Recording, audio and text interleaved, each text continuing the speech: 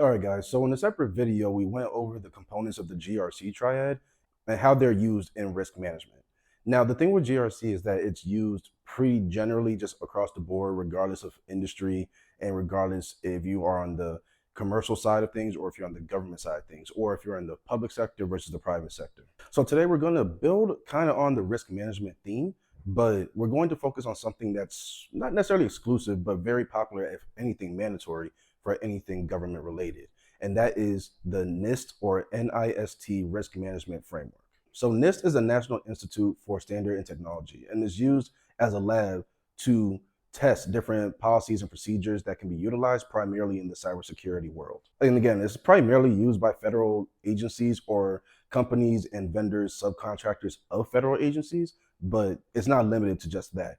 Anyone on the commercial side or in the private sector can use it as well, but it's mandatory by those that have some type of activity relating to the government and different government entities. The idea is that following this framework by NIST, their risk management framework, basically now your technology will be more secure, it will be more available, but on top of that, it will also give you an edge in the market when it comes to your competitors, people that may do some of the same things as you do, but if they're not NIST compliant, they're less likely to win certain contracts versus another company that is NIST compliant. One thing I've noticed is that there are a lot of consulting firms out there that either focus on federal services, so servicing the government in some fashion, or consulting firms that may have started off purely helping regular everyday commercial companies, but then they also have a government side to them as well that operate as a separate company.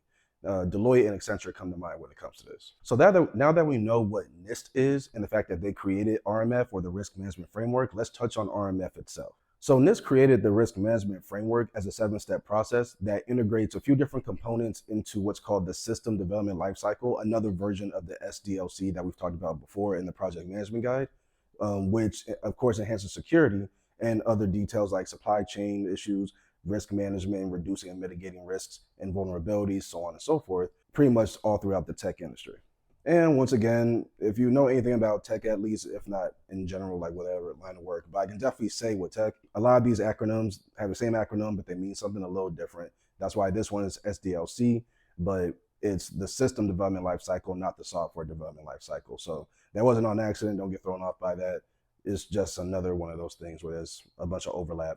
Another key detail, I said it's a 7-step process. And again, depending on where you look, it may say a 6-step process or a 7-step process. But since NIST is the creator of it, it makes sense to go to their website so you can see the steps that they themselves created and publish on their articles. So those are the steps we're going to cover now. Without going into them, the 7 steps are prepare, categorize, select, implement, assess, authorize, and monitor. Those are the 7 steps. We're not going to go into those steps just yet. That will be for a later video, but those are the 7 steps relating or that make up the risk management framework created by NIST. And using these 7 steps, an entire organization or someone within an entire organization is able to manage risk that can harm either a sector of a company or the entire company itself. So RMF, or just risk management overall, is pretty in demand. My mom works in RMF right now, and she works for a government contractor and is doing pretty well. She likes it. From what she said, it's not the most difficult thing in the world. It does not seem to inherently be on the technical side of things. So if you're not wondering about programming and just other technical concepts, even if you encounter it, it's just not going to be a key part of your job. From what my mom said, it's definitely more on the functional or business side of things. Now, of course, we focus on tech, but this can span all industries in terms of where the RMF is used. So this can go for manufacturing, financial, operations, legal, and yes, information technology. So the reason that risk management can span pretty much any and every industry is because no matter what project you make, what organization you step into, like no matter what you do, risk is an inherent factor in it. There's no such thing as doing something that has zero risk to it. If someone says, like, if you can make a cash investment in real estate or something like that, and there's zero risk that you'll lose any money, I would actually be very wary of that. There's no such thing as making any type of investment in doing something where there's zero risk, where there's absolutely no chance of something going wrong. You can mitigate it as much as possible. You can get it down to 1% chance that something will go wrong. Even that's more realistic than saying there's no such thing as anything will ever go wrong, especially when you keep in mind pros and cons, ebbs and flows, push and pull. That whole thing of when you give something, kind of like the whole every time there's an action, there's an equal reaction. It's kind of like that where, yeah, you may do something that mitigates the risk of one thing, but you may have just increased the likelihood of something else happening. If you increase the likelihood of something else happening, you may have just directly increased the vulnerability or the chance that another vulnerability would be exposed, or vice versa, where you increase the likelihood that something could go wrong, but now something else has dropped nearly to zero. Like, it's a game that you have to play. But there's no such thing as across the board, there's zero risk to anything you're doing. There's a risk with me doing this. Risk can be social, risk can definitely be financial. That's usually what people pay attention to. Risk can definitely be operational, because risk is everything. Risk is an inherent part of any and everything we do. There's no such thing as anything with zero risk, especially in business.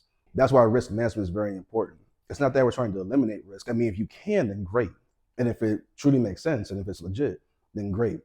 But risk management, that's why it's called risk management, not like risk elimination, because you can't completely wipe risk off the board. So sometimes you have to accept the risk of a certain situation to get something done. Other times you may be like, hey, I don't want to take on the risk of this, whatever backlash, whether that's financial backlash. That's usually where insurance comes into play. So we'll transfer the risk to somebody else, and then we can move forward with a clear mind. These are different things that we can go over later. But that's why you have to keep in mind, like, risk, it's everywhere. So it's just a matter of how you choose to navigate it when you're introduced to risk. That will make the difference in how you conduct business, both as a contractor, as a full-time employee, and maybe as a full-time entrepreneur. So that's it for this video, guys. I'm gonna go ahead and leave it here.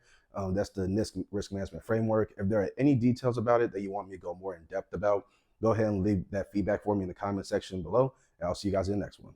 Later.